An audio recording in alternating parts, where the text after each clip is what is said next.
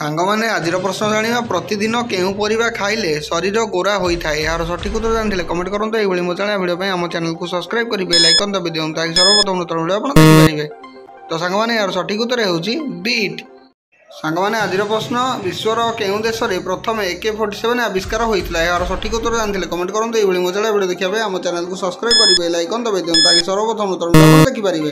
ତ ସାଙ୍ଗମାନେ ଏହାର ସଠିକ୍ ଉତ୍ତର ହେଉଛି ରୁଷ।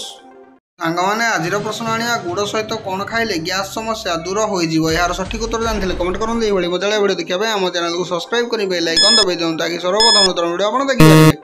ତ ସାଙ୍ଗମାନେ ଏହାର ସଠିକ୍ ଉତ୍ତର ହେଉଛି ଲେମ୍ବୁ। ସାଙ୍ଗମାନେ ଆଜିର ପ୍ରଶ୍ନ ଜାଣିବା। ବିଶ୍ୱର କେଉଁ ଦେଶରେ ସବୁଠାରୁ ଅଧିକ ଭେଣ୍ଡି ଉତ୍ପାଦନ ହୁଏ? ଏହାର ସଠିକ୍ ଉତ୍ତର ଜାଣିଥିଲେ କମେଣ୍ଟ କରନ୍ତୁ। ଏଇଭଳି ମଜାଳିଆ ଭିଡ଼ିଓ ଦେଖିବା ପାଇଁ ଆମ ଚ୍ୟାନେଲକୁ ସବସ୍କ୍ରାଇବ୍ କରି ବେଲ୍ ଆଇକନ୍ ଦାବି ଦିଅନ୍ତୁ, ତାକି ସର୍ବପ୍ରଥମ ନୂତନ ଭିଡ଼ିଓ ଆପଣ ଦେଖିପାରିବେ। ତ ସାଙ୍ଗମାନେ ଏହାର ସଠିକ୍ ଉତ୍ତର ହେଉଛି ଭାରତ। ସାଙ୍ଗମାନେ ଆଜିର ପ୍ରଶ୍ନ, କଳା ଲୁଣ ଖାଇଲେ ମଣିଷର କ'ଣ ଶୀଘ୍ର ବଢ଼ିଥାଏ? ଏହାର ସଠିକ୍ ଉତ୍ତର ଜାଣିଥିଲେ କମେଣ୍ଟ କରନ୍ତୁ। ଏଇଭଳି ମଜାଳିଆ ଭିଡ଼ିଓ ଦେଖିବା ପାଇଁ ଆମ ଚ୍ୟାନେଲକୁ ସବସ୍କ୍ରାଇବ୍ କରି ବେଲ୍ ଆଇକନ୍ ଦାବି ଦିଅନ୍ତୁ, ତାକି ସର୍ବପ୍ରଥମ ନୂତନ ଭିଡ଼ିଓ ଆପଣ ଦେଖିପାରିବେ। ତ ସାଙ୍ଗମାନେ ଏହାର ସଠିକ୍ ଉତ୍ତର ହେଉଛି ହଜମ ଶକ୍ତି।